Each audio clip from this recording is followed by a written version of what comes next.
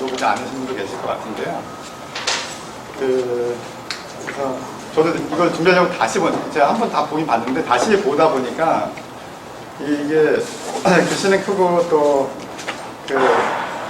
책 두껍지 않고 한데 잘 보다 보니까 이게 그냥 잘 이해가 안 되는 부분도 많이 있을 것 같더라고요. 그리고 이게 좀 약간 생소한 내용들도 많이 있을 것 같아서 그래서 자연스럽게 같이 얘기하면서 이제 그런 분들 생각도 나누고 하면 좋을 것 같고요. 이 책 소개를 제가 이제 제가 뉴스엔조의 그 기사를 자주 보는데 거기서 이 책을 소개하는 책 소개가 나왔어요. 그래서 보다 보니까 제가 좀 관심 가졌던 이유 중에 하나는 이 책의 저자가 마이클 후건이라는 분이 이분이 좀 약간 익숙했는데 이제 보다 보니까 이분이 제가 예전에 신학 공부할 때 구약 배웠는데 제가 이분이 쓴 교과서를 가지고 배웠어요. 그 책이 이 책인데 마이클 구간이라고. 근데 이거는 교과서고, 근데 이 책은 이제 일반인들을 대상으로 짧게 이제 구약에 대해서 설명하는 개론서죠. 개론서고 이분이 하버드에서 박사 받으셨는데 옥스포드에서 나왔고요. 이 책은. 그래서 이분은 신뢰할 만한 학자 중에 한 분인 것 같아요. 지금 구약 학계에서 최동원 선생님 잘 아시는데 구약 학계에서 좀 되게 영향력 있는, 지금 현재 영향력 있는 그런 학자 중에 한 분이고. 그래서 근데 사실은 이제 구약에 대한, 성경에 대한 관점이 학자마다 좀 다 달라요. 달라서 이분의 책을 우리가 가지고 볼 텐데 이게 절대 진리다 이렇게 볼 수는 없어요. 그럴 수는 없는데 이제 아마도 현재 주류 학자들의 다수는 이분의 생각하고 비슷하다 이렇게 보시면 될 것 같고, 근데 다른 생각을 가지는 학자들도 많이 있다는 거를 염두에 두시면 될 것 같고, 그래서 이제 조금 약간 생소한 내용도 있을 수 있고 좀 이상하다 이렇게 생각하는 분들도 그런 부분들도 있을 텐데 그런 게 나만 이상하게 생각하는 게 아니라 다른 학자들도 이상하게 생각하는 학자들도 있을 수 있다는 거를 감안하시고 들으시면 될 것 같아요. 그래서 근데 이제 그래서 저도 이 책을 보면서 궁금했던 것 중에 하나는 책을 보신 분은 아시겠지만 사실 성경의 구약 어떤 기록이나 이런 것들이 역사적인 사실을 안 보시잖아요. 이분은 안 보시는데, 그래서 제가 궁금했던 것 중에 하나는 이분이 과연 크리스찬일까? 네, 그게 좀 궁금했는데 사실은 이제 요즘에 현대 신학자 중에서 하나님 안 믿는 분들이 많이 있어요. 실제로 대학에서 주로 종교학이죠. 종교학. 신약을 전공을 하시는 분들 또는 구약을 전공하시는 분 중에서 크리스찬이 아닌 분들도 있고, 크리스찬이었다가 이제 약간 아닌 분들도 있고 그래요. 그런 상황인데 보니까 이분은 크리스찬이더라고요. 이분은 카톨릭 크리스찬이에요. 근데 이제 그래서 카톨릭 크리스찬, 하나님에 대한 믿음이 있는 분이고, 근데 이분이 이해하는 성경에 대한 이해가 이제 어떻게 이제 성경 구약성 기록됐다는 것들에 대해서 얘기를 하는데, 그럼에도 불구하고 이분은 하나님에 대한 믿음을 갖고 계시는 분인데, 그래서 책을 이렇게 같이 보면서 이런 성경에 대해서 이런 이해를 가지면서 어떻게 하나님에 대한 믿음을 또 이렇게 지킬 수 있나, 그런 관점에서 보셔도 좀 약간 재미있을 수도 있을 것 같은 생각이 들고요. 그래서 예전에 한 것처럼 돌아가면서 사실 안 읽어보신 분도 계셔서 돌아가면서 중요한 부분들을 같이 좀 읽어보면서 같이 얘기를 할 건데, 그 전에 이제 최 목사님이 한 5분에서 10분 정도 간단하게 오리엔테이션을 좀 해주시겠습니다. 그래서 여러분들이 책을 보시는데 좀 참고가 될 만한 그런 얘기들을 간단하게 좀 해주시고, 또 말 그대로 오리엔테이션 돼. 그 다음에 이제 돌아가면서 읽으면서 진행을 하겠습니다. 네, 오리엔테이션이라기보다는 이분 글을 읽기 전에 우리가 성경을 보는 눈들이 상당히 각양각색이잖아요. 그래서 여기 있는 분은 이제 학자고 학자적인 개념을 가지고 쓰셨다는 것, 그리고 학자의 개념이라고 하는 요즘 지금 현대 구약학이라고 하는 그 테두리 안에서 학자가 보는 눈은 지극히 과학적 증거, 과학적 증명 방법을 통해서 성경을 이해하려고 한다라고 하는 겁니다. 그래서 그런 의미에서 여기 제목처럼 원래 이 제목이 아니죠. 문헌과 비평, 구약 문헌과 비평. 이 책의 제목이 아니라 원래 구약 뭐 첫 번째 책의 접근인가 뭐 그렇게 되어 있더라고요.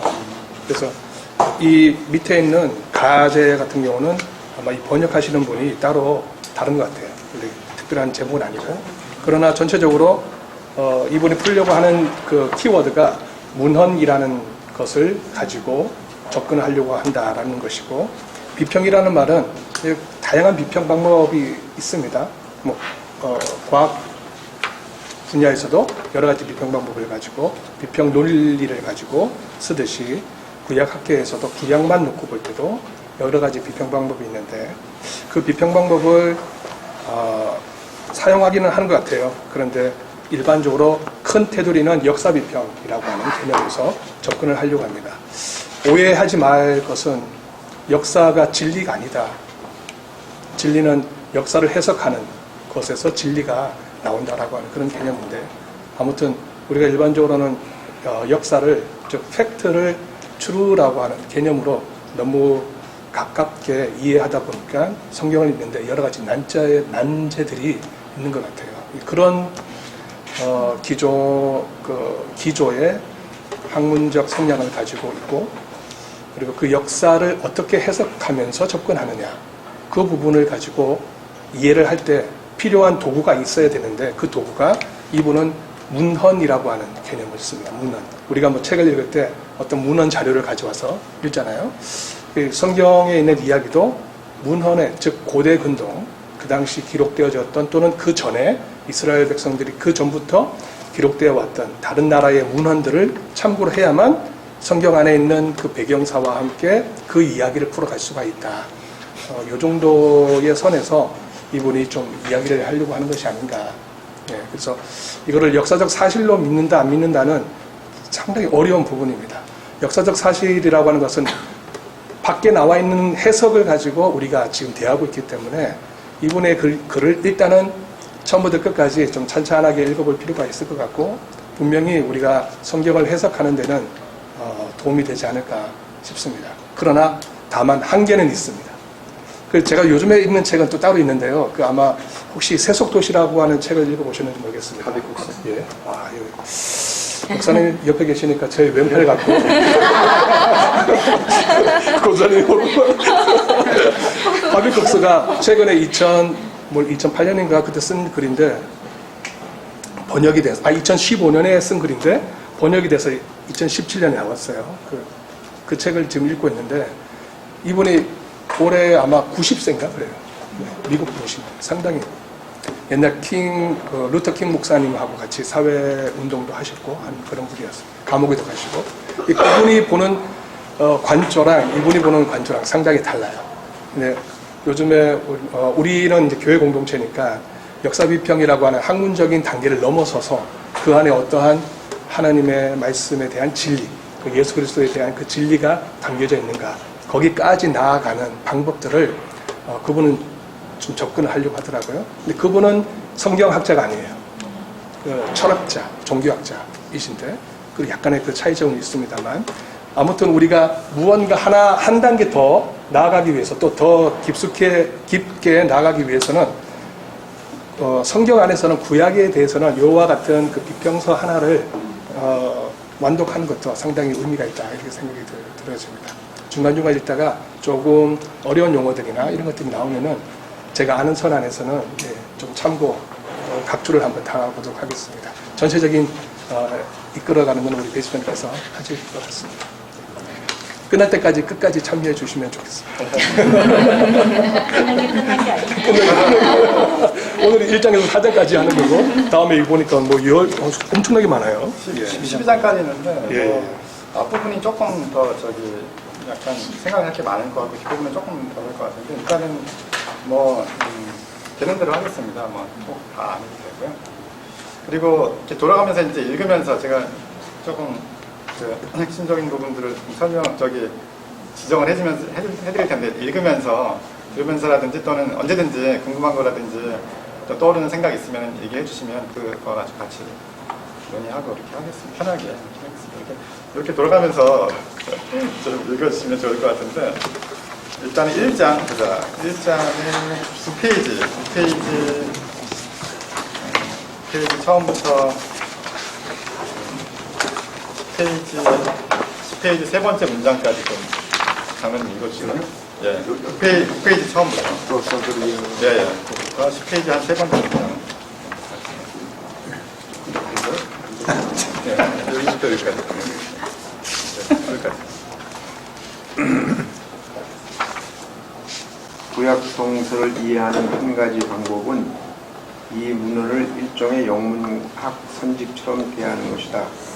즉 구약 성서는 고대 이스라엘과 초기 유대교 문헌들을 모아놓은 일종의 선집이다.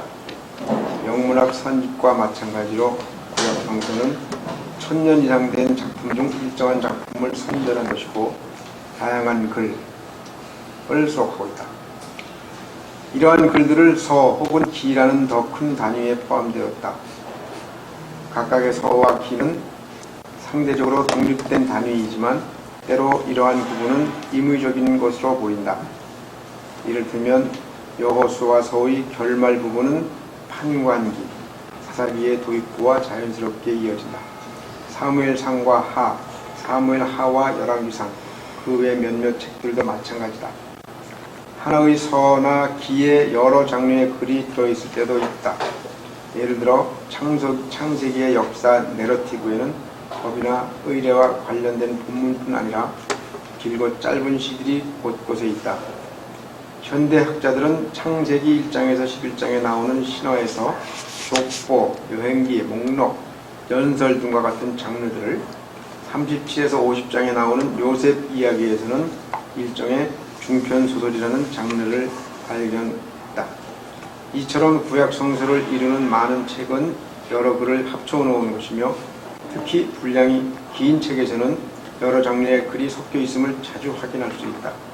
현대 학자들은 구약 성서를 이루는 책들, 한 책을 구성하는 글들이 현재 순서대로 기록되지 않았으며 1000년 이상의 기간, 다양한 시기에 기록되었다는 데 의견을 같이 한다.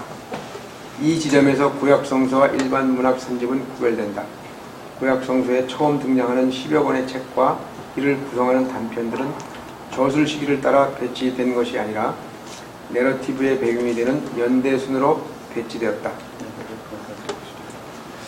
이게 우리가 좀 익숙치 않은 이런 용어들이 나오는데 그 판관기라고 하죠. 판관기. 일단은 이 책은요 기본적으로 그 성경의 용어들을 공동성서에 나온 용어들을 사용했어요. 그래서 하나님이라고 안 하고 하느님이라고 하고요. 사사기 대신 판관기 이렇게 기록이 돼서 그거 참고해서 보시면 될 것 같고 다음 분이 12페이지 다른 공동체 다른 경전의 두 번째 단락 그래서 그 다음 13페이지 두 번째 문장 정도까지 그리스도교는 기원 후 1세기 유대교의 한 분파로 시작되었다. 그리스도교는 신앙과 예배에 있어 자신의 모태에서 이른 시간 안에 벗어났는데 그 이후로는 유대인이 아닌 이들이 그리스도교로 많이 유입된 것을 들 수 있다. 그러나 부모와 자녀의 관계가 그러하듯 둘이 완벽하게 헤어질 수는 없었다. 초기 그리스도교 저자들은 유대교 경전을 권위 있는 문헌으로 받아들였다. 그때까지는 신약 성서가 없었다. 그 당시 신약 성서를 이루는 문헌들은 기록 중이었다. 디모데후에게 보낸 둘째 편지 디모데후서는 거룩한 글, 성서를 언급하며 하나님의 계시로 이루어진 책으로서 진리를 가르치고 잘못을 책망하고 허물을 고쳐주고 올바르게 사는 훈련을 시키는 데 유익하다고 기술한다. 여기서 거룩한 글은 유대교 경전을 의미한다. 유대교 경전은 늦어도 기원전 2세기 초 이래 세 부분, 율법서, 예언서, 성문서로 이루어져 있었다. 그 세 가지에 대해 그 다음 분이 중간에 첫 번째 부분인 그 문장하고 다음 문장 두 개를 읽었습니다. 첫 번째 부분이 토라는 첫 번째 부분인 토라는 법, 가르침 혹은 교훈을 의미한다. 성서에 등장하는 처음 5권, 즉 창세기부터 신명기까지가 토라에 해당한다. 다음 페이지에 유대교 경전 두 번째 부분, 그 문장은 그 다음 문장까지 두 번째 부분에 대해서 설명 나옵니다. 유대교 경전이요?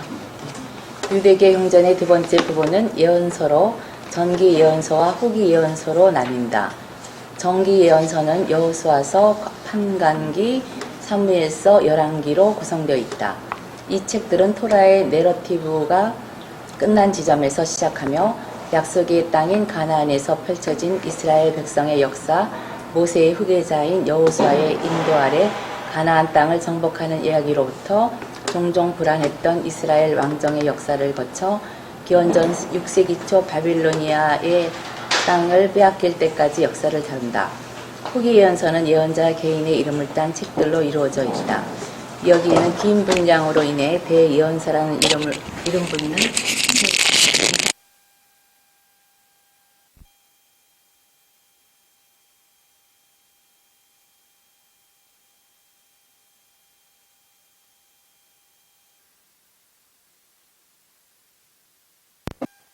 유대교 경전의 세 번째 부분인 성문서는 다양한 장르의 작품 모음집으로 성서라는 선집 안에 있는 선집이라 할 수 있다.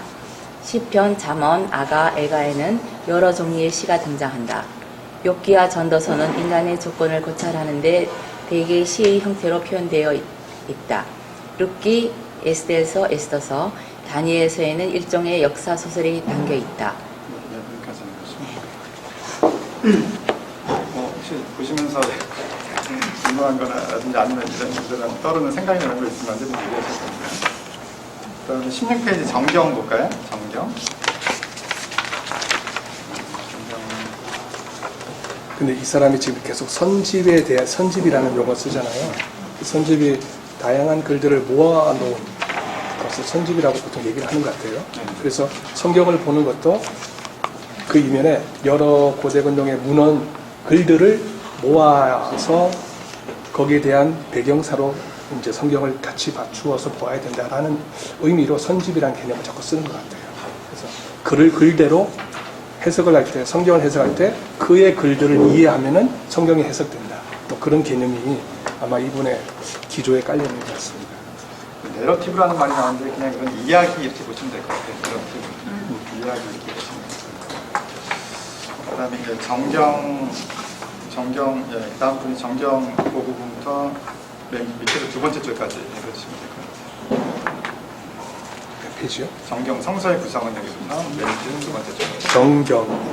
정경의 구성은 성서의 구성은 성서의 구성은 자, 권위 있는 책들의 공식 목록인 정경으로 불리며 정착할 때까지 점진적으로 바뀌었다. 기원 후 1세기가 끝날 무렵 여러 유대 공동체는 큰 틀에서 어떠한 책을 정경에 포함할지 의견 일치를 보았으나 일부 책을 두고 논쟁을 벌였다. 어떠한 책을 정경으로 결정했는지 세부 기준과 구체적인 절차를 오늘날 모두 알 수는 없지만 몇 가지 기준은 전해집니다. 예, 그다음에 그 다음 분이 그 다음 페이지 두 번째 줄의 두 번째 기준은 여기부터 다니엘서는 그 전까지. 첫 번째 기준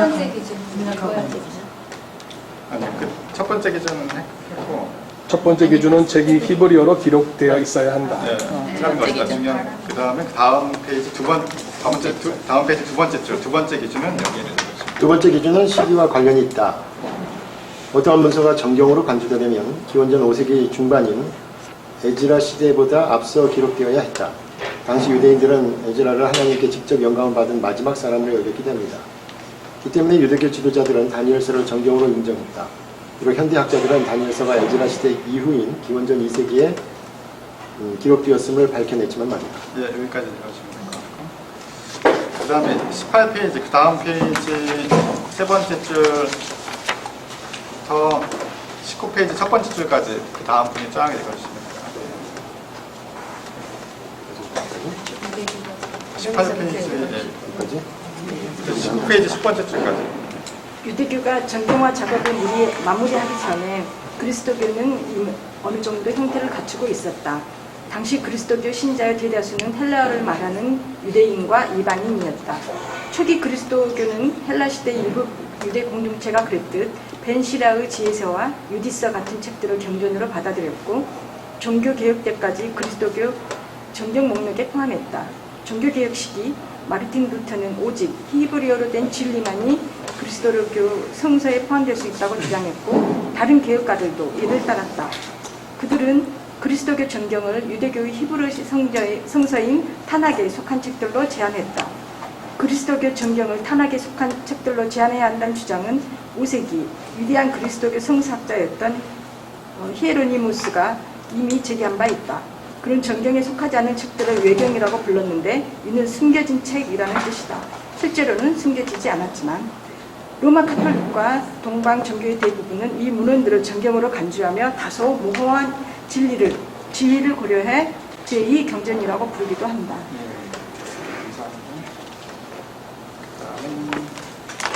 그다음 22페이지 마지막 22페이지 세 번째 줄부터 끝까지를 얘기해주시면 정경 형성의 과정은 중요한 암시를 담고 있다. 성서는 하느님에게서 완벽한 묶음의 형태로 인간에게 전달되지 않았다는 것이다. 비록 이를 거부하는 보수적인 견해가 존재하지만 성서는 수세기에 걸쳐 여러 저자가 기록한 다양한 작품 중 일부를 종교 공동체 지도자들이 선별하여 만든 모음집이다. 네, 1장 봤는데 혹시 뭐 1장 보시면서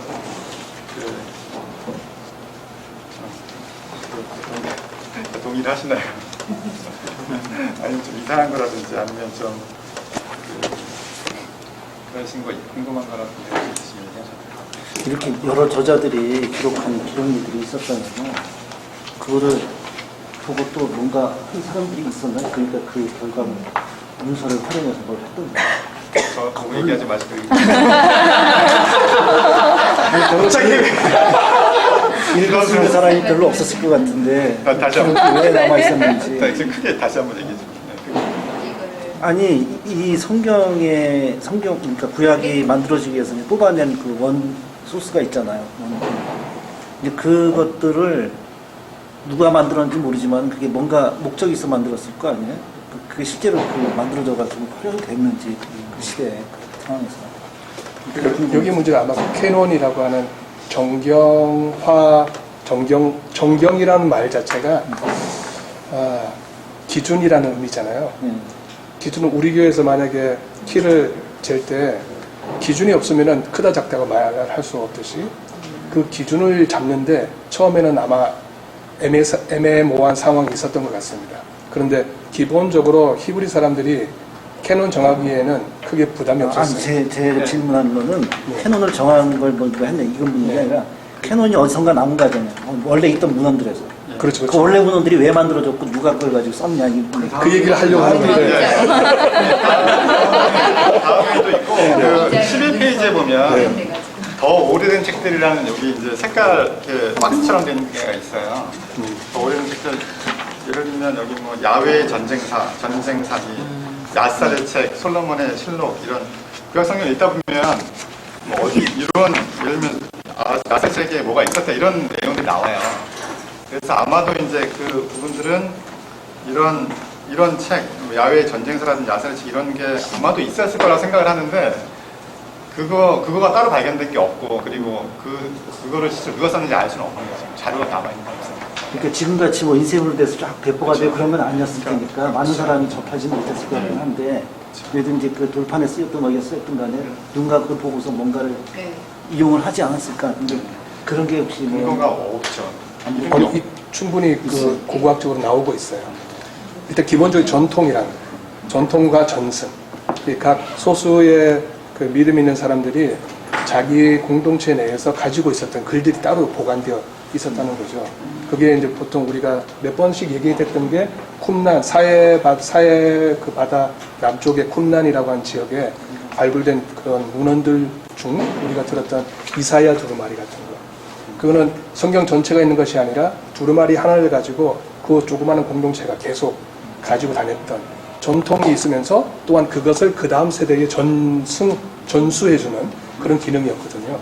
그런 종류의 글들이 이스라엘이라고 하는 그 신앙 공동체 전체가 모였을 때 그런 것들을 서로 이해하면서 주고받지 않았을까 이렇게 이제 이해가 되어집니다. 다만 너무나 많기 때문에 그 두루마리들이 너무나 많아가지고 어떤 부분들이 성경 안에 들어올 수 있고 나갈 수가 있는지 이 부분은 나중에 좀 그 정치적인 목적도 좀 있고 그 당시에 그 이교도들이 그리스도교를 받아들일 때 여러 가지 문제점들이 좀 있었어요. 그 문제 때문에 정경화 과정이 좀 되었다 이렇게 보통은 보고 있습니다. 근데 이 작전은 그런 의도보다는 저는 사람들이 아까 예컨대 이스라엘 사회에서 사회 문구가 나왔지만은 그와 유사한 것들이 해석이 다른 판이 여러 개 있었다. 이걸 이 작가가 말하고 싶어하는 거예요. 뒷부분에는 그런 내용들이. 그래서 이 처음부터 이렇게 주제를 던지는 게 우리가 알고 있는 내용들이 한 가지가 아니다.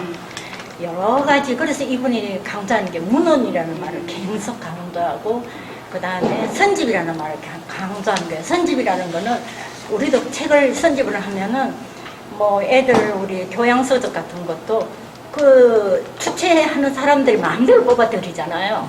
그런 것처럼 여기서 말하는 선집도 그런 의미가 있어요. 그렇고 문헌이라는 말은 이 이야기에 있어서 증명해 줄 수 있는 글들이 이런 게 있는데 유사성은 있지만 조금씩 내용이 다르다. 이거를 지금 포인트로 자꾸 말씀하시는 것 같아요.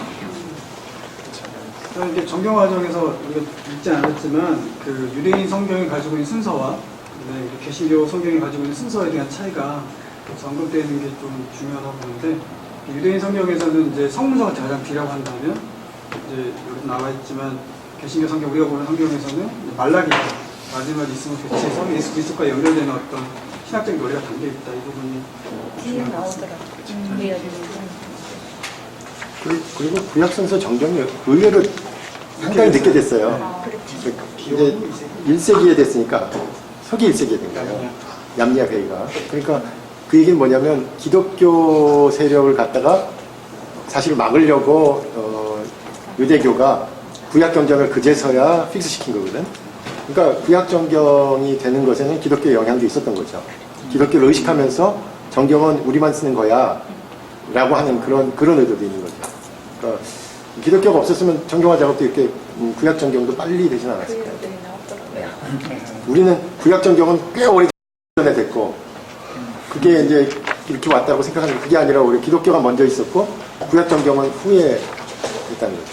좀 이걸 읽으면서 느낀 게 우리 목사님이 기독교 삼천 역사 그게 있거든요. 거기에 내용하고 굉장히 그걸 읽고 나니까 이게 되게 빨리 알겠더라고요. 번역하신 게 있거든요. 시간 하시는 근데 책이 가기가 힘들어요. 책 저자가 좀 거기는 좀 그래가지고 내용에 있는 맥클라운이라는 옥스퍼드 교수인데 그분이 이제 좀 활동하는 게 좀 진보적이어가지고 여기 19페이지 보면 약간 논란이 될 만한 언급입니다. 현대학자들은 창세기 1장에서 11장에 나오는 창세기 1장에서 11장에 나오는 그런 기술들을 신화라고 본다는 그런 입장. 네, 동의하세요, 여러분? 예. 차차 여기 뒷부분에 또 언급이 신화와 역사가 또 어떤 관련이 있는 그런 부분도 나오니까 한번 보면서 또 생각해 보시면 될 것 같고 2장 볼까요? 2장이 조금 내용이 복잡한 것 같아요. 2장 해석 방법인데 다음 분이 25페이지부터 26페이지 모세와 토라 그 전까지 좀 읽어주시겠습니까? 1세기까지 유대교와 그리스도교가 구약 성서를 바라보는 관점은 상대적으로 단순했다. 즉 구약 성서는 하나님의 말씀이었으며 성서를 기록한 저자는 하나님의 말씀하신 것을 받아들은 서기관 혹은 비스에 불과했다. 이러한 견해는 성서 구조를 통해 뒷받침되기 때문에 사실상 순환 논조입니다. 출애굽기, 레위기, 민수기의 모든 장은 이집트에서 탈출한 지도자 모세에게 하나님이 직접 하신 말씀으로 채워져 있고 예언자들의 말도 그들에게 하나님의 말씀이 임했다는 표준 공식으로 시작한다. 그러나 과거에는 아무도 의심하지 않았던 것도 다양한 도전을 받듯 구약 성서가 하나님의 말씀이라는 지배적인 전에도 근대처럼 과학의 발전과 더불어 돌이킬 수 없는 변화를 맞이하게 되었다. 첫 번째로 제기된 질문은 성서의 처음 5권인 토라의 원저자에 관한 것이었다. 예, 그 다음 분이 모세와 토라. 여기 첫 문장하고 그 다음에 맨 밑에 근대 철학이 시작된 거기부터 다음 페이지까지 읽어주시면 다수가 유대인이었던 초기 유대교 전통에 따르면 하느님은 토라의 모든 내용을 모세에게 계시했다. 그는 하느님이 한 말씀을 받아 적었을 뿐이다. 여기까지 하면 되나요? 네, 그렇게 하고 그 다음에 맨 밑에 근대 철학이 시작된 17세기. 근대 철학이 시작된 17세기에 이르러서야 구약 성서에 대한 기존의 지배적인 견해에 심각한 의문이 제기되었다. 토마스 홉스, 바루흐, 스피노자, 리사르 시몽과 같은 사상가들은 후대 비평학이라 불리는 작업을 시작했다. 시몽에게 비평이라는 말은 무언가를 부정하는 것이 아니라 교리에서 비롯된 선입관을 가지고 성서를 대하지 않는다는 것을 뜻했다. 교리에서 비롯된 선입관에서 자유로워진 사상가들은 토라를 포함해 성서를 여느 일반 책처럼 다루었고 원 저자에 대해 알 수 있게 해주는 글의 문체, 일관성과 같은 문제를 파고들었다. 비평가들은 창세기에 등장하는 하느님을 가리키는 이름이 일관되지 않았다는 점에 주목했다. 창세기 4장 26절에 따르면 하느님은 아담의 시대 이래로 야훼라는 이름으로 불렸다. 노아, 아브라함, 이삭, 야곱과 같은 이들도 하느님을 야훼로 알고 있는 것으로 나온다. 하느님은 아브라함에게 종종 자신을 야훼라고 언급했고 아브라함도 하느님을 그렇게 불렀다. 그러나 출애굽기 6장 3절에 따르면 야훼는 모세에게 그 자신의 이름을 알리며 말한다. 다음 인용 성경 구절을 놓고 다음 문장까지. 글의 의도는 알 수가 있다. 글의 의도. 그래서 이런 부분들이 요즘에 새롭게 얘기되는 이야기가 매번 부딪히는 문제 같아요. 이 글의 역사성과 그리고 그 다음에 해석되어지는 반응을 어떻게 담아야 될 것인가.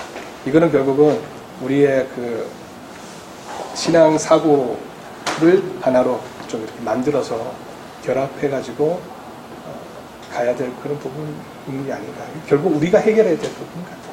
그런 부분. 그리고 아까 그 예수님이 그 모세의 오경을 인용하셨다고 했는데 그 당시에 회당에서 읽었던 두루마리가 그 당시에 그 구약에 대한 게 정통이 되어 있었겠느냐고. 그것도 문제 아닐까요? 과연 무엇을 정경이라 생각하시고 거기 그 당시에 회당에서 두루마리를 만들어 놨을까? 그렇죠. 그러니까 이분 식대로 하면은 그게 의심이 되는 거예요. 그걸 과연 우리가 지금 말하는 구약일까? 이런 것도 좀 생각해 볼 문제죠. 그렇게 되면은 이제 신구약의 어떤 우리가 말하는 거는 신약이 구약하고 관통한다고 그러잖아요. 그러면 이게 과연 관통이냐? 그렇지 않으면은 이거는 이질적인 거냐? 이게 이제 그 다음 문제가 오는 것 같아요. 아마 첫 번째 부분은 그 토라는 확실한 것 같아요. 네, 토라는 오래됐으니까. 얼추 확실히 한 것 같은데 우선 요즘 그 현대 비평학자들은 오히려 토라가 더 후반에 생겼다고 얘기는 합니다만은 그 초창기에 그 히브리인들이 가지고 있는 그 아까도 얘기했듯이 전통에 의하면은 토라는 제일 먼저 형성되어져서 제일 먼저 그리스어로 번역된 건 분명한 것 같아요. 그 다음에 예언서나 성문서는 훨씬 더 나중에 이제 번역이 되어지고 그리고 다른 곳에서 다 사용하고 있었던 글 종류였을 것이다. 두루마리로 전부 다 가지고 다녔을 것이다. 이렇게 예상은 합니다. 근데 제가 한번 그 유대인 그 라비가 썼는 책을 읽었는데요.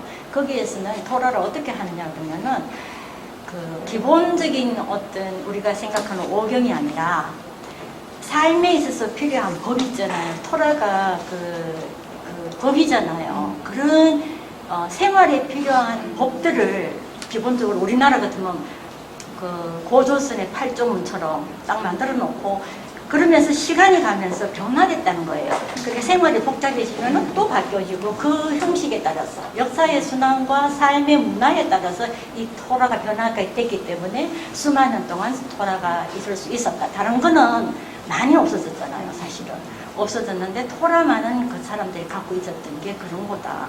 이렇게 이야기하는 책을 읽었거든요. 뭐 가능성이 충분히 있을 것 같아요. 네. 왜냐하면 우리가 토라법이라고 얘기할 때 그 토라법이 613가지로 쫙 기록이 되어 있거든요. 근데 그 기록되어져 있는 613가지가 얼추 모세오경까지 우리가 알고 모세오경 안에 거의 대부분 여기가 다 들어 있어요. 근데 들어있다라고 하는 그 개념이 거의 후대에 기록이 되어져 있었기 때문에 보관이 용이했었다. 이렇게 또 생각이 되어질 수 있다는 거죠. 어떤 사람들에 의해서는. 그래서 그 전에 기록된 것은 썼다가 시간이 지나니까 없어지기도 하고 막 그렇게 되었을 가능성이 있는데 모세의 말씀 같은 경우는 후대의 이 선인의 말씀들을 다시 수집하는 그런 과정 속에서 잘 보존하려고 하는 노력이 아마 있었을 것이고 그것이 이건 저의 개념이지만 국가를 형성하는 데 아주 중요한 개념이 되었다. 이거 에스라 느헤미야 보면 이 이야기가 정확하게 드러나잖아요. 모세가 모세의 책이다. 정확하게 이거는 말 그대로 고유명사예요. 그래서 아까 예수님께서 쓰셨다라고 하는 그 의미도 고유명사로 이미 에스라에 나온 그 말을 그대로 인용한 것이 아닌가 이렇게 또 볼 수는 있을 것 같습니다. 아무튼 뭐 여러 가지 복잡한 문제가 여기 많이 있는 것 같아요. 네, 3장 구약 성서와 역사를 텐데 이제 성경 이해와 고고학적인 자료를 통해서 성경의 역사성을 어느 정도까지 역사적으로 봐야 될지에 대해서 여기 그런 고고학적인 자료를 좀 설명을 해주고 있어요. 그래서 다음 분이 43페이지와 44페이지 첫 번째 단락까지 읽어주시면 됩니다. 구약 성서 처음에 등장하는 10여 권의 책은 정경에 따라 다양하게 분류되지만 공통의 내러티브 틀을 갖고 있다. 창세기 첫 장은 창조와 인류 초기 역사부터 시작된다. 나머지 부분에서는 이스라엘의 선조들인 아브라함, 이삭, 야곱 그리고 이스라엘 12지파의 조상인 야곱의 12아들을 열거한다. 결말 부분에서 야곱과 그의 대가족은 이집트로 이주한다. 뒤이어 등장하는 4권의 책 출애굽기, 레위기, 민수기, 신명기는 상대적으로 짧은 시기를 다룬다. 이 문헌들은 모세의 인도 아래 이스라엘 백성이 어떻게 이집트를 빠져나왔는지, 모세가 죽은 후 어떻게 약속의 땅 경계까지 이동했는지를 이야기한다. 이후 우리는 약속의 땅에서 펼쳐질 이스라엘의 역사를 만나게 된다. 여호수아의 이름을 딴 책은 그의 지휘 아래 백성들이 어떻게 약속의 땅을 쟁취했는지를, 판관기는 그 땅에서 이루어진 초기 생활을, 사무엘 상하와 열왕기상 11장까지는 이스라엘 백성이 초대왕인 사울 그리고 다윗 솔로몬의 통치 아래 어떻게 통일 왕국을 세웠는지를 기록했다.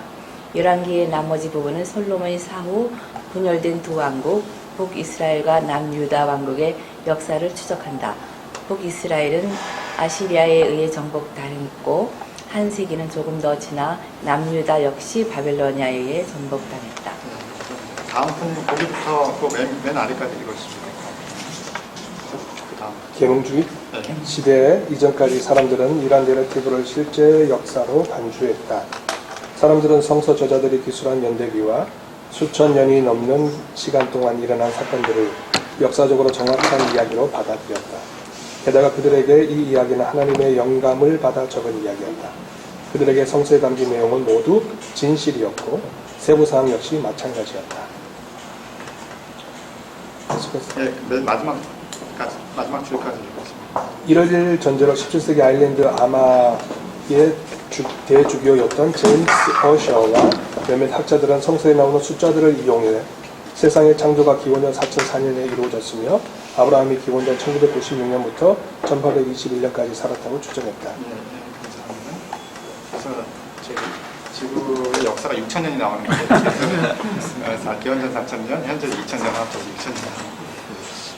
45페이지 중간에 19세기 말고 그 단락을 다 19세기 말에 이르러 고대 근동에서 만들어진 여러 본문이 발견되고 천문학과 지질학 및 여러 과학이 발전하면서 성서에 쓰인 연대기뿐만 아니라 세부 내용이 신뢰하기 어렵고 때로는 분명히 틀렸다는 것이 드러났다. 세상이 창조된 정확한 날짜는 그 대표적인 예다. 창세기와 그 뒤를 잇는 책들에 등장하는 세대들의 연대도 969세의 메두셀라, 175세의 아브라함, 120세의 모세와 같이 엄청나게 긴 인물의 수명 때문에 도마 위에 올랐다. 연대기를 가능하게 했던 어시어의 확신은 돌이킬 수 없을 만큼 손상되었다.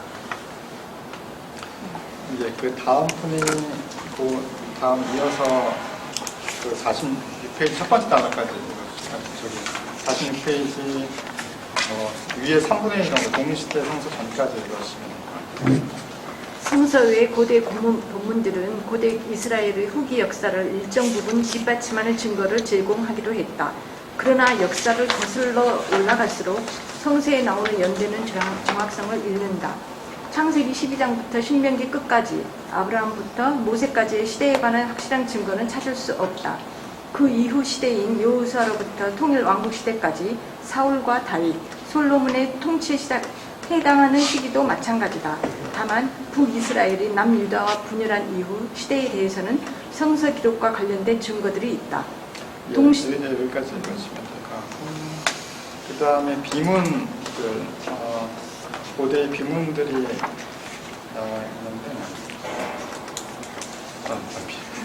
비문들이 있고요. 이 성서의 자료에는 북이스라엘과 남유다의 고대 비문들도 있다. 비문들이 있고, 그다음에 모압왕 메사 그리고 그와 이스라엘의 관계. 여기를 요 맨 아래까지 다음 분 읽으시면 됩니다. 메사석비는 49페이지. 메사석비는 성서 자료와 성서 외 자료의 관계를 보여주는 중림 사례다. 이 석비는 1868년 요르단 암만에서 남쪽으로 56km가량 떨어진 디반 마을에서 발견되었고 지금은 파리 루브르 박물관이 소장하고 있다. 석비는 현무암으로 만들어졌으며 높이는 1m이다. 히브리어와 매우 유사한 고대 모압어로 문문이 새겨져 있으며 기원전 9세기 중반의 통치자였던 메사 왕의 통솔 아래 이스라엘을 상대로 얻은 모압의 승리가 자세하게 쓰여 있다. 이 본문은 여러모로 주목할 만한데 많은 면에서 열왕기와 일치하게 됩니다. 성서 외 자료 중에서 이 비문이 이제 열왕기에 나와 있는 내용과 이 메사석비가 좀 일치하는 부분이 많이 있고요. 51페이지 맨 위에서부터 그 중간 박스 위까지를 다음 분에 읽어주시면 됩니다. 메사석비는 열왕기와 쌍장이 기술하는 전투를 분명하게 언급하지 않고 열왕기는 이스라엘 사상장이 빼앗긴 이스라엘 영토를 언급하지 않는다. 아마도 둘 다 계속 벌어졌던 전쟁에서 자신의 입장이 유리한 이야기를 선별했을 것이다. 그렇기에 메사석비와 열왕기는 당시 실제로 일어난 사건에 대한 기본 정보를 제공하지만 서로 정확하게 맞아떨어지지는 않는다. 의심할 여지 없이 두 자료는 각 민족의 정치, 종교적 관점을 반영하기 때문이다. 이 자료는 모두 해석이 필요하다. 분명히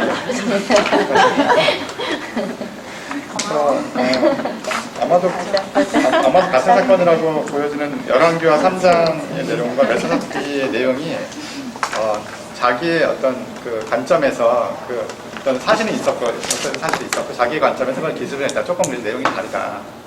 그래서 그 내용을 볼 때는 조금 어떤 해석을 잘 하는 게 필요하다. 그 52페이지 고고학과 성서에서 처음부터 맨 아래에서 6번째 줄까지 다음 고고학자들은 비문과 더불어 고고학자들은 비문과 더불어 물질문화라고 불리는 또 다른 종류의 증거도 발견했다. 여기에는 성벽, 동물뼈, 도자기, 도구 등 수천 년 동안 땅에 묻혀있던 유물들이 포함된다. 19세기 후반 이래 고고학자들은 성서에 나타나는 고대 이스라엘의 지명들, 예루살렘뿐만 아니라 무기토, 여리고, 하솔, 라기스 등 많은 유적지를 발굴했다. 그러나 메사석비의 경우와 마찬가지로 유적에서 발견한 정보들은 두 가지 이유에서 성서 기록과 연결하기 어려웠다. 첫 번째, 성서 기록은 일관성이 없고 선택적이며 이데올로기적이어서 어떤 유적지에 대한 포괄적인 역사를 담고 있다기보다는 성서 저자들이 전달하려는 의도에 적합한 역사만을 언급하기 때문이다. 두 번째는 고고학적 증거 자체의 특성 때문이다. 물질 문화는 스스로를 설명하지 않는다. 소수의 경우만 성서 인물이나 사건과의 직접적이고 분명한 연결을 보여주며 대부분은 재로 가득 찬 지칭이라거나 도시 성벽에 기초였다는 정도의 사실만을 알려줄 뿐이다. 예. 55페이지면 뭐 결론적으로 고고학으로는 성서의 역사성을 확증하지 못하고 고고학이 제공하는 건 더 넓은 문화적 맥락이다. 역사와 최초의 이스라엘에서 57페이지를 우리가 읽어주면 처음부터 57페이지. 오래전 역사를 담은 성서 자료는 당혹감을 일으킬 정도로 명확하지 않다. 성서 본문은 이집트의 파라오가 아브라함, 요셉, 모세와 밀접한 관계를 맺고 있는 것처럼 기술하나 정작 성서 저자들은 창세기와 출애굽기에 등장하는 파라오가 구체적으로 누구인지 언급하지 않는다. 그렇기에 성서에 나오는 파라오는 고대 이집트의 검증된 연대기에서 찾을 수 없다. 오늘날에도 학자들은 다음과 같은 질문에 대답하지 못한다. 아브라함은 언제 살았는가? 그는 실존 인물인가? 이스라엘 민족이 이집트에서 실제로 탈출했다면 그 시기는 언제인가? 오래된 과거에 관한 내러티브가 진실한 역사적 기억을 담고 있지 않다고 단언할 수는 없다. 그러나 이 역사적 기억은 다양한 자료라는 렌즈를 통해 굴절되었기 때문에 내러티브의 배경이 된 시기에 실제로 무슨 일이 일어났는지를 말하는 것은 어려운 일이다. 성서 내러티브를 통해 과거를 거슬러 올라갈수록 우리가 만나게 되는 영역은 역사가 아닌 신화다. 4장까지 보고 그리고 같이 보시면 돼요. 4장의 구약성서와 신화인데 여기 앞에 그 기원신화 전까지를 다음 좀 읽어주시죠. 19세기와 20세기에 발견되어 판독되고 번역된 수많은 고대 근동 본문 중 수천 개는 신화로 밝혀졌다. 그 외에도 많은 수의 본문이 신화적 요소를 포함하고 있다. 가장 단순한 의미에서 신화는 산문의 형태를 하고 있든 시의 형태를 하고 있든 내러티브이며 남신과 여신이 주인공으로 등장한다. 구약성서 역시 신화로 가득하다. 어떤 이들은 이러한 생각 자체를 불손한 것으로 여기기도 하지만 말이다. 기원신화 모든 종교는 여기부터 60페이지 네 번째 줄까지를 다 모든 종교는 알려져 있지 않은 것을 해명하고자 하며 신화는 종종 이에 관한 설명을 제공한다. 세상은 어떻게 만들어졌는가? 우리는 왜 이곳에 존재하는가? 세상이 끝나는 날 우리에게 무슨 일이 일어났는가? 기원신화는 이와 같은 질문들을 다룬다. 60페이지 아래에서 두 번째 단락 고대 근동 문서에서 요 단락을 다 보시면 고대 근동 문서에서 자주 등장하는 창조 신화는 세상의 창조를 태초의 혼돈 속에서 바다의 신과 폭풍의 신이 벌인 거대한 전쟁의 결과로 묘사할 때가 많다. 네, 그 다음 분이 이 고대 근동 유명한 창조 신화가 에노마 엘리시라는 게 있는데 박스에 위에 그 설명만 다음 분이 읽어주시면 좋겠습니다. 창조에 앞선 장대한 세력과의 전쟁을 가장 정교하게 묘사한 신화는 에노마 엘리사다. 바빌로니아 창조 서사로도 불리는 이 고대 메소포타미아의 창조는 바빌로니아의 폭풍신이며 주된 신인 마르두크를 찬양한다. 다음은 마르두크와 태초의 바다의 신 티아마트 사이의 전쟁 이야기에서 발췌한 것이다. 창조 신화 내용이 있고요. 62페이지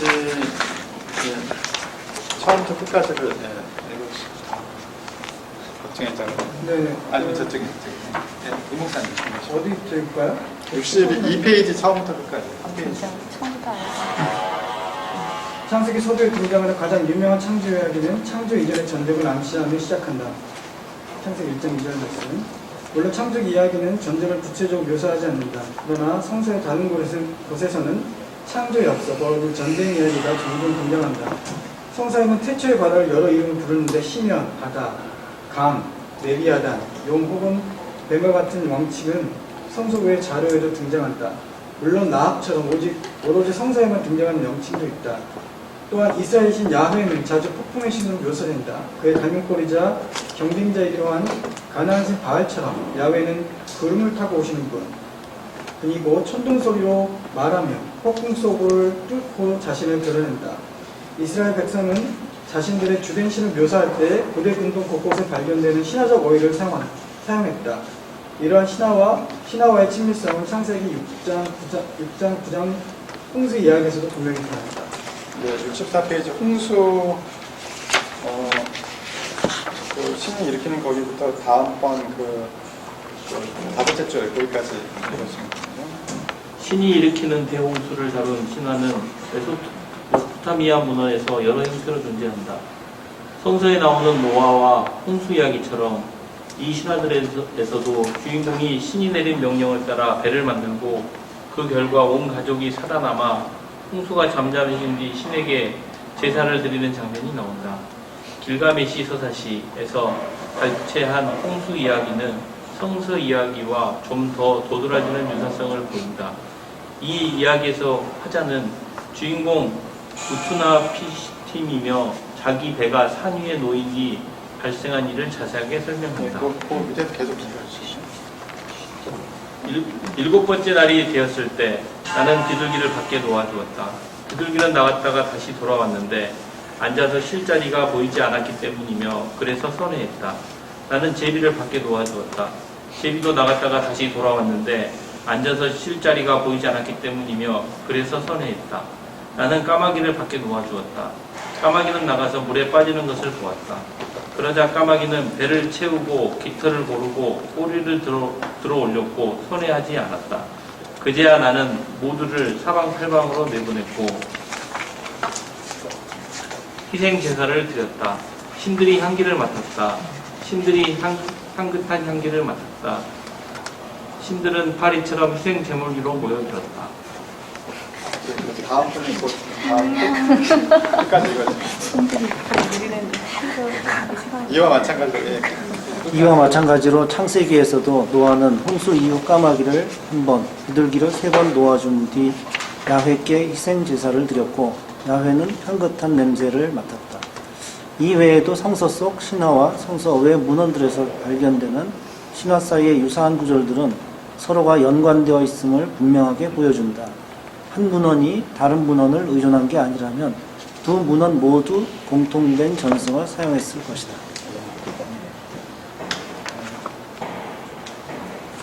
신화와 역사 한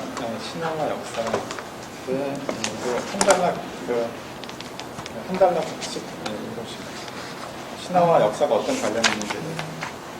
고대의 여러 역사 본문들은 신화적 요소를 지니고 있는데 범몬집과 다른 장르의 본문도 마찬가지이다.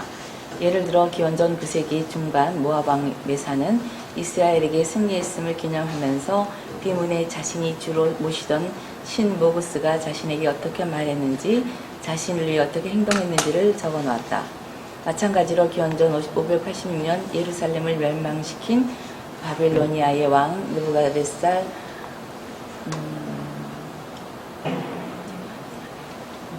선임이었던 함무라비가 1000년 전 법문 서문에 기록했듯 마드루크 신이 자신을 바벨로니아의 목자로 지명했다고 주장했다. 오늘날의 관점에서는 당시 왕권은 정치 제도나 정부의 한 형태지만 신화적으로 말하면 하늘에서 내려온 것이다. 신은 왕권을 세우고 왕을 선택했다. 다음 단락 읽어주시죠. 고대 이스라엘에서도 동일한 예가 발견된다. 이스라엘의 몇몇 왕은 예언자의 중기를 통해 야훼에게 친히 선택받았다고 묘사된다. 야훼는 다윗에게 너는 내 백성 이스라엘의 목자로서 이스라엘의 영도자가 되라고 명했다. 야훼의 영향력은 궁극적으로 전 세계에 미친다고 여겨졌기 때문에 기원전 6세기 페르시아 왕 고레스도 야훼에게 너는 내가 세운 목자다 나의 뜻을 모두 내가 이룰 것이다 라는 말을 듣는다. 왕권을 종량하기 위해 신화적 언어를 사용하는 것에 대해 혹자는 냉소하며 언쟁할 수 있겠지만 당시 이는 통치받는 사람들의 충성심을 확보하는 방법이었다. 백성들은 신에게 선택받은 통치자에게 섣불리 반역하지 않았다. 또한 이는 우리가 알고 있듯 고대 사회에서 거룩한 것과 세속적인 것이 분명하게 구분되지 않았음을 보여준다. 네, 이렇게 신화와 역사는 서로 무관한 관계라고 할 수 없다. 역사에는 신화적인 측면이 있고 신화에도 역사적 측면이 있다. 다음 분이 그 중간쯤에 그러나 고 단락을 얘기하시면 그러나 신화적 요소와 내러티브에 있는 복잡한 전 역사에도 불구하고 성서 내러티브에는 분명한 역사적 요소가 담겨 있다. 열왕기는 기원전 10세기 말부터 기원전 6세기까지 북이스라엘의 왕과 남유다의 왕이 공존한 역사를 꼼꼼하게 추적하고 더 넓은 무대에서 일어난 사건들을 종종 언급한다. 대부분의 성서 저자는 역사에 영향을 미친 정치, 군사, 경제, 자연 등의 요소에 대해 알고 있었으나 동시대 사람들이 그러했듯 역사가 좀 더 높은 차원에서 신과 인간 사이에서 끊임없이 일어나는 상호작용의 결과라고 생각했다. 성서를 기록한 역사가와 예언자는 이스라엘의 성공과 실패를 궁극적으로 하나님의 보상이나 심판으로 해석할 때가 많았다. 하느님과 신들 여기는 이스라엘 초기에는 유일신이 아니었다. 다신교였는데 나중에 후기에 이제 유일신론으로 발전했다. 그런 내용이 나와 있고 한번 관심 읽어보시면 될 것 같고요. 그래서 본 내용 중에 혹시 궁금한 거라든지 나누고 싶은 분 있으면 해주시죠. 구약성서와 역사 그리고 신화.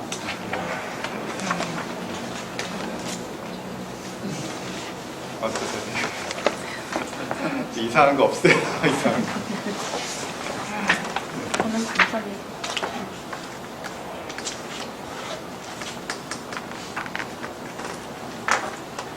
처음에 생각했던 그 내용 전개 방법들은 아니었어요. 솔직히 말해서 제가 어려운 부분을 알려줄 수 있는 책이 아닐까라는 기대를 했었는데 전혀 다른 제시 방법들이 나와가지고 조금 당혹스럽기도 했었거든요. 그런데 읽다가 어떤 생각을 하게 됐냐면 그 아까 관점이라고 말씀을 하셨지만 저희가 믿지 않는 사람들 또 성경을 보고 얼마든지 이 일을 제기할 수 있는 그런 상황 속에서 이렇게 바라볼 수 있겠구나라는 관점으로 다가갈 수 있고 또 그런 모습으로도 우리가 열려있는 사고로 그런 시점을 우리가 오히려 전지적 작가 시점처럼 볼 수 있는 능력을 갖추기 위해서는 이런 책도 읽어볼만 하겠다라는 생각이 좀 들었고요. 처음에 이제 1장을 읽었을 때 제가 이제 거기서 느꼈던 게 그랬잖아요. 1장에서는 이게 하나님의 말씀이다라고 해서 그대로 막 받아 적어가지고 딱 만들어진 성경이라면 우리가 더 신뢰하고 거기에서 분들이 이거는 절대 변하지 않고 변질되지 않는 말씀이야 라고 할 수 있겠지만 오히려 만약에 그렇다면 우리가 전혀 그걸 어겨서는 안 되는 거기 때문에 우리는 그 성경을 받들며 살아야 되고 1점 이렇게 우리가 틀리게 행동을 하면 안 되는 그런 무서운 성경이었지 않을까. 오히려 열려있는 그런 것을 제시해 주는 게 아닌가라는 생각이 들었고 또 오히려 하나님과 나와의 1대1 관계를 더 열어볼 수 있는 다른 길을 제시해 주지 않을까. 이게 이제 사람이 쓴 거고 사람들이 모아놓은 책이다라는 그 전제 조건이 그러면 성경은 별로 이렇게 거룩한 책이 아니네 이런 관점보다는 저한테는 오히려 이렇기 때문에 내가 하나님과 더 1대1로의 만남이 더 가능할 수 있지 않을까라는 그런 좀 그 제시를 하게 되는 단계? 네, 그렇게 좀 머리가 너무 아프더라고요. 이 책 읽는데 은혜가 안 됐고 너무 막 이렇게 그러니까 신화 쪽에서는 진짜 읽기 싫었어요. 그래서 줄도 안 주고 그냥 신화 뭐야 이렇게 읽었는데 가만히 이렇게 생각해 보니까 그런 제시 우리가 그 이슬람교도처럼 그냥 성경을 무조건 무슨 의미인지도 모르고 하나님 그냥 이거는 하나님의 말씀이야 하면 막 쫄쫄쫄쫄쫄 외워야 되잖아요. 근데 그렇지 않고 우리가 삶이 변화가 되면서 일상에서의 적용과 그리고 우리 삶에서는 어떻게 하나님이 우리에게 다가오시는지를 계속 끊임없이 고민하게 해줄 수 있는 게 아닌가라는 생각이 들었습니다. 독후감 쓰시고. 독후감. 아, 네. 또 중간에 책이 없어서 듣고 있다가 제가 입에서 잠깐 나가 전화 받고 있다가 중간에 아까 제가 읽었던 그 부분에서 요즘 많은 사람들이 그 선택적으로 뭘 한다는 얘기를 사실 매스컴 통해서 많이, 특히 이제 SNS나 이런 걸 통해서 그렇게 하는 얘기를 듣고 나서 아, 이렇게도 성경을 볼 수 있겠구나라는 생각을 하면서 그러면 나는 어떻게 성경을 봤지라고 저는 좀 돌아봤고, 근데 저는 처음에 성경 때문에 예수님을 믿은 건 사실 아니거든요. 성경을 보고 제가 예수님을 믿었던 게 아니에요. 그게 인도가 되면서 나중에 성경을 본 케이스거든요. 그러니까는 그걸 봤을 때 이게 어떻게 어디서부터 어디까지가 진짜로 잘 쓰였고 뭐 언제 몇 년도에 쓰였고 이런 거는 사실 궁금하지 않았어요. 도대체 이 성경이라는 것은 하나님께서 어떻게 말씀을 하시는 걸까라고 저는 이제 다가갔기 때문에 조금 어떤 학자들의 보는 시선이라든지 또는 예수님을 모르거나 믿지 않는 사람들이 봤던 그런 시선으로 성경을 접근하지 않았기 때문에 사실 이런 것들 되게 사실 시선은 충격이에요. 이런 책 자체가. 그 목사님들이 신학교에서 배우는 게 이런 걸 배워요.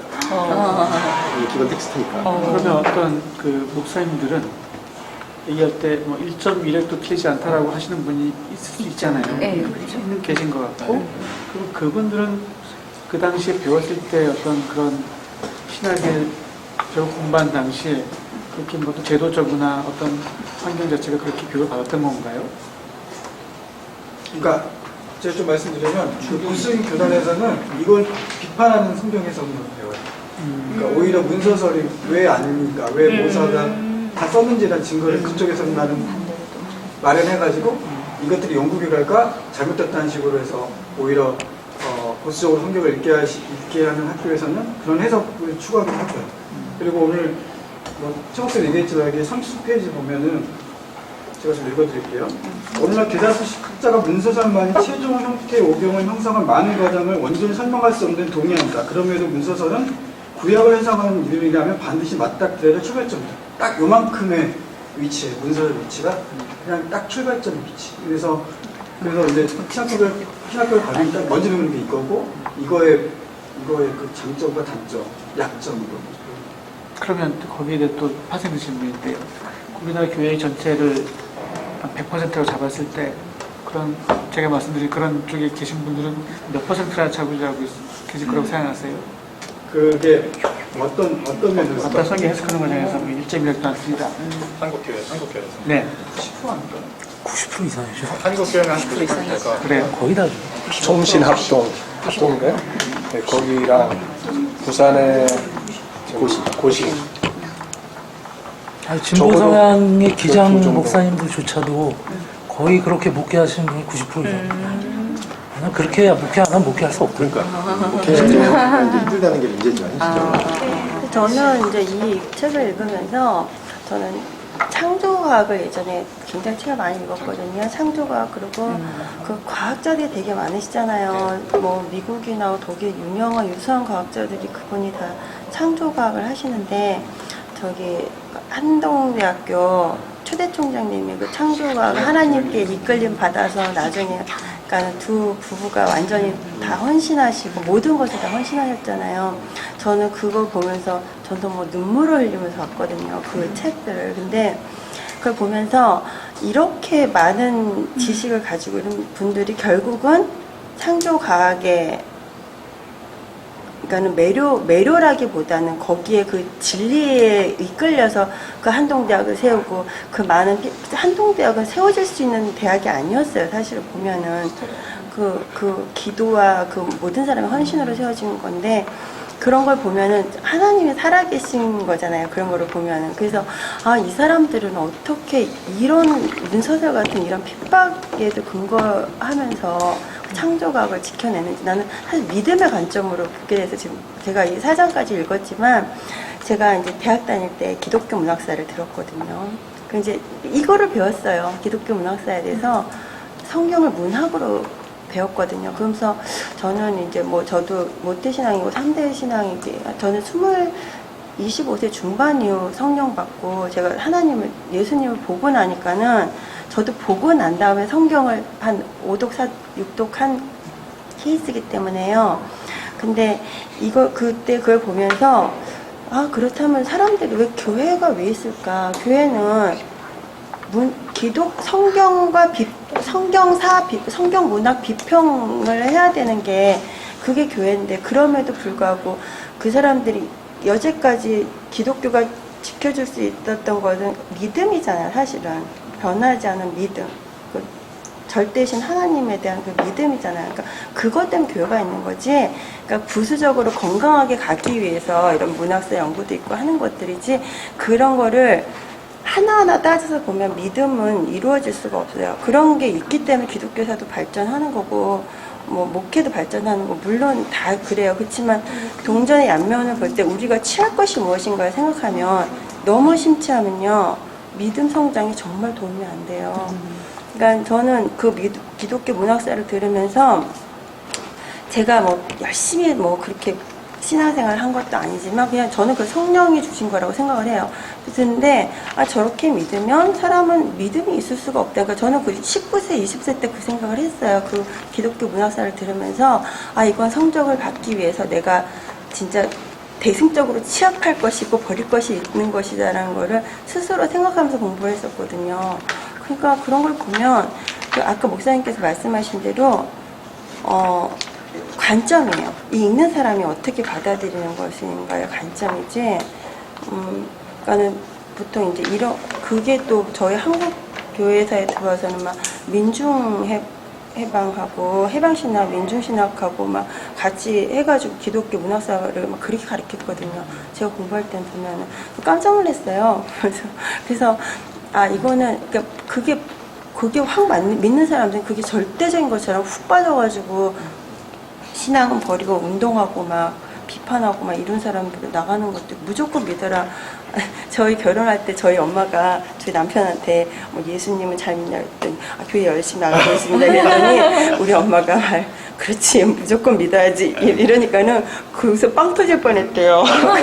웃음을 참느라고 죽는 줄 알았대요. 왜냐하면 본인은 이렇게 물론 그 교회에서 무조건 믿어야 된다 하는 목사님은 설명하시지만 청년회가 안 그랬나 봐요. 약간 진보적이었나 봐요. 그러니까 그렇게다가 딱 우리 엄마 말 들으니까는 막